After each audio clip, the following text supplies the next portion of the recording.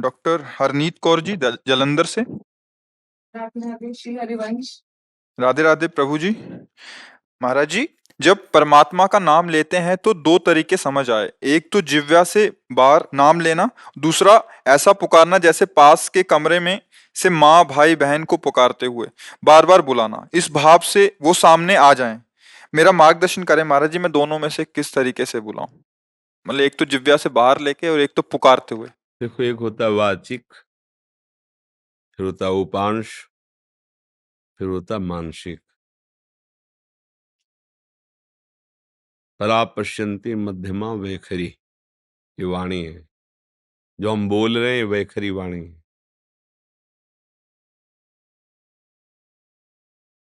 ये उपांश है, चल रहा है। ये मानसिक है, बिल्कुल शांत मन, शांत इंद्रियां, और वो परावाणी से भजन हो रहा है। तो हमें अपनी स्थिति देखनी कि हमारा भजन कहाँ से कहाँ तक पहुंचा है। यदि हमारा थोड़ा मानसिक जप करने के बाद मन भाग रहा है, तो हमें मानसिक जप पे ज्यादा नहीं टिकना चाहिए, हमें तुरंत वाचिक पर आना चाहिए। भाग रहा है ना, अब वो बनेगा नहीं सही। अगर हमारा मन थोड़ा हमें शायोग कर रहा है, तो उपांश जप में आ जाना चाहिए। ऐसे अब लग रहा है कुछ जप रहे हैं, पर क्या जप रहे हैं, कुछ लग रहा है ऐसा। मानसिक जप ये होता है कि सामने मंत्र है, कान में सुनाई दे रहा है, आंख में एक एक अक्षर जमा हुआ है, और अंदर से परावाणी से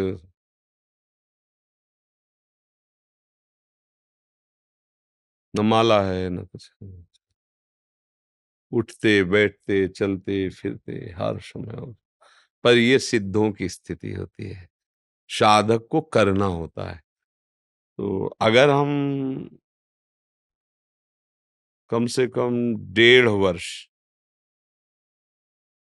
जवान से अभ्यास करें, राधा राधा राधा राधा राधा राधा राधा राधा राधा, बिना प्रयास के उपांश चलने लगेगा।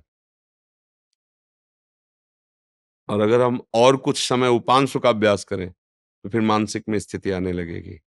पर इतना करने में बीच में जो यात्रा बहुत घबराहट की है।